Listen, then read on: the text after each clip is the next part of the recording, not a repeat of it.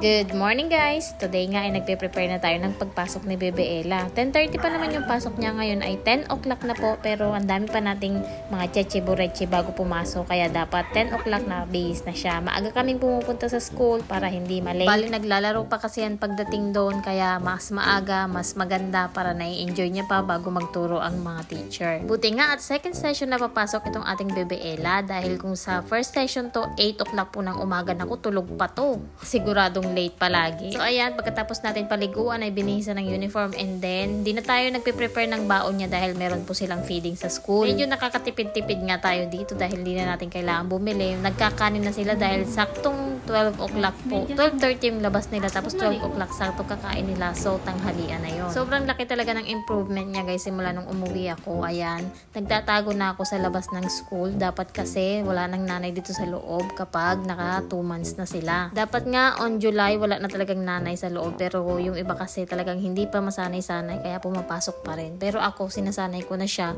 nasa labas ako tapos pumapasok ako dito, tinitignan-tingnan ko. Pero ngayon iniiwanan to talaga namin sa school, and okay naman na siya sa school mag-isa. Ito ang time na to hindi niya pa alam na nasa likod niya na ako, and tingnan nyo naman nagsusulat na siya mag-isa, hindi mo na kailangang alalayan. Kapag nandyan ako, naku, lagi yang mama turuan mo ko, mama turuan mo ko. Pero tingnan mo ngayon, hindi ko siya tinuturuan pero ginagawa niya mag-isa. Medyo nag-struggle nga dyan sa pagsulat ng letter M. Tingnan mo, kanina pa siya nagbubura, ubos na yung pambura niya. Kaya tinulungan ko na rin siya. Tapos itong baby letter M, yun yung tawag ko dyan. Sabi ko yung malaki, yun yung mommy, ito baby niya.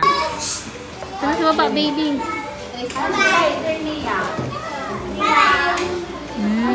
Galing.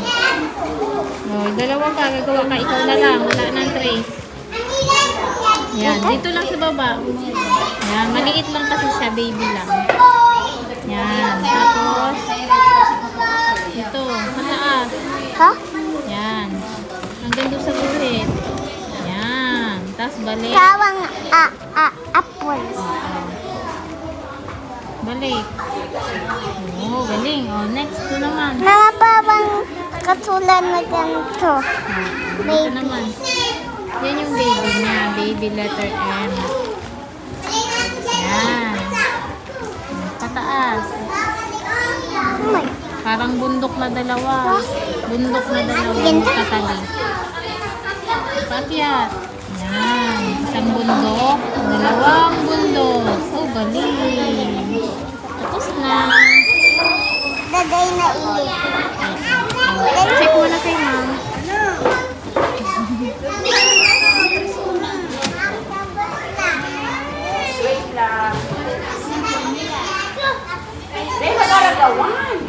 Hello po, guys. May dumating na parcel sa atin. Walang binayaran, 0. Pero hindi pa lang kung bakit kaya 0 to. Wala naman ako ino-order. So tingnan natin kung anong laman ito. Para siyang lata. Ewan ko anong laman. Ano naman ito? Case over 99%. Imo bagay yan. Antibacterial deodorant. Russia, company number Hawaiian. Ano to? Tingnan natin. Antibacterial kill spray bacteria viruses. Pag-spray ba saan to? Pag maganda. Like this. Paano naman. Mabango na. Mabango.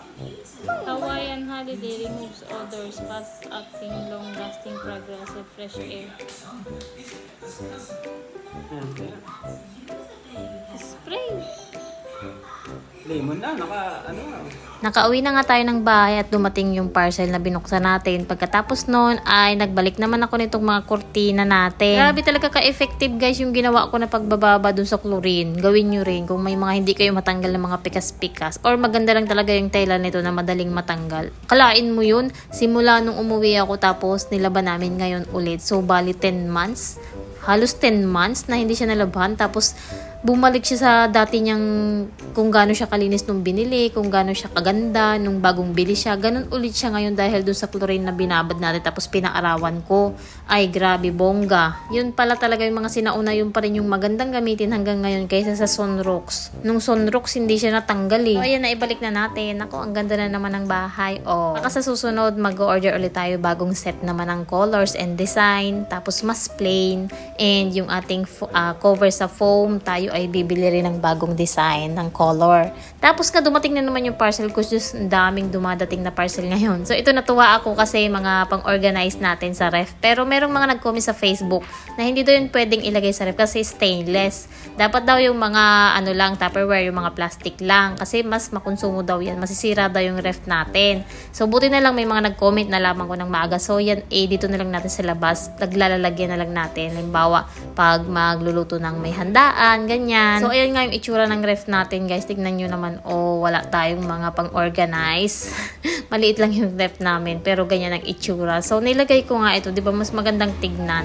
Pero, o-order ulit ako ng mga Tupperware para hindi ganyan na stainless. Hindi daw kasi maganda sa ref. Pagkatapos nga ay meron pa tayong free time ngayong umaga. Bali, iniwan ko kasi si Ella sa school. So, 12 pa ang labas noon, 12:30. So, babalikan na lang namin. Kaya, ikinabit muna namin itong ating shelf rack, wall shelf rack. Ayun, nakakabulol. In-order ko nga ito sa TikTok or sa Shopee. Meron din akong link. Ilalagay ko sa comment section yung mga gusto. I-comment nyo na lang kung gusto nyo. Tapos, isend ko sa inyo or i-comment ko, reply ko sa inyo yung link niya. Ganda nga nito, guys, kasi matigas talaga yung kahoy. Na-vlog ko na to sa inyo dati. Hindi ko pala. Ngayon pa lang namin maikakabit dahil ngayon lang kami nagkaroon ng time. Tapos, ang haba din ng mga pinaka-tornilyo niya. Tapos, hindi pa nakikita. Hindi katulad dati na mayroong mga braces sa ilalim nung kahoy. Kitang-kita mo. So, ngayon, wala ka nang makikita, guys, na nakabaon na tornilyo.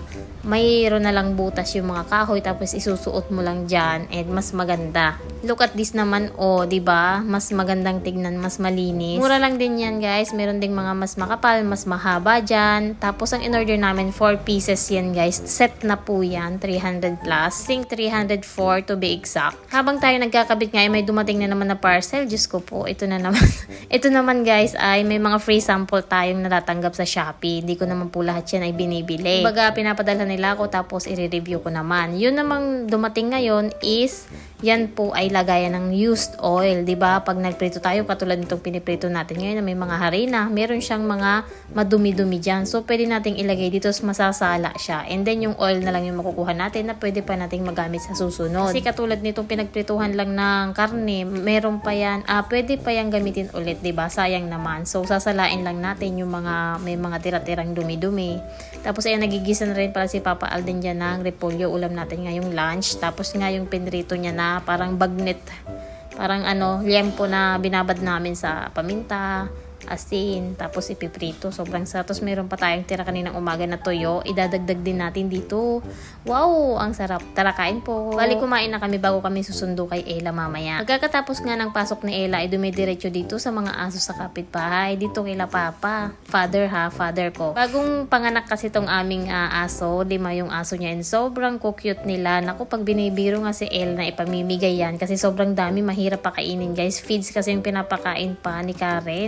Naiyak si Ella, ayaw daw niyang ipamigay. So, ayan, magdodonate na lang tayo dito ng feeds para may makain yung mga aso. 5 piraso ba naman kasi yan? Meron pa nga tayong isa pang aso na nanganak. Naku, pinamigay lahat ng, guys, ng puppy.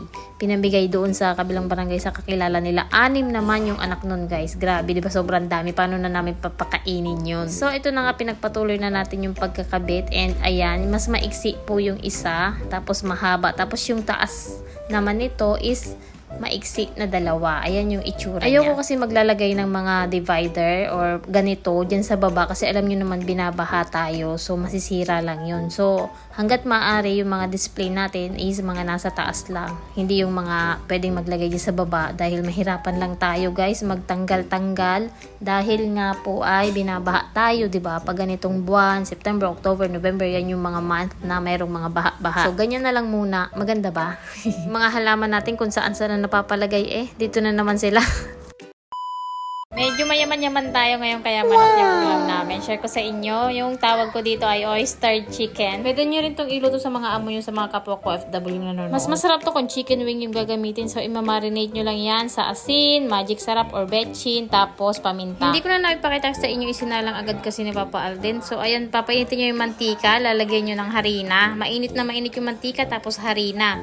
Tapos saka nyo po ilalagay yung chicken. Yes po, harina po muna bago yung manok. Sa mahinang apoy lang po ha, para maluto yung loob ng manok. And then antayin natin na mga ganitong color or golden brown. Pagkatapos po nyan, ihayaan lang natin na lumamig muna siya dyan sa tabi. Ayan, crunchy po yan. Pumapit din po yung mga harina sa balat ng ating mga manok. Pagkatapos po ay magpainit ulit tayo ng mantika. Tapos igisa natin itong ating bawang. Gisa-gisahin muna hanggang mag-brown at i-ready ang inyong oyster. Ilagay sa bawang. And then we need water also guys.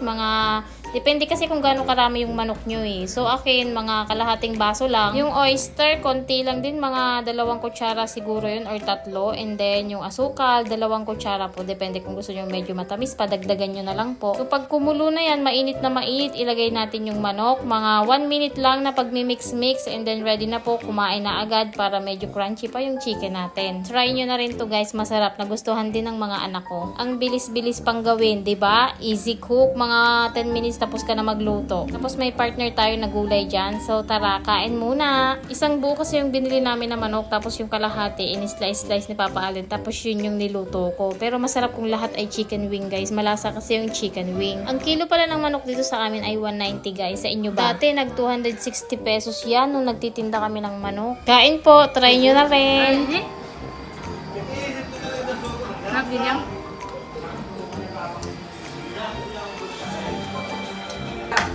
Bye bye.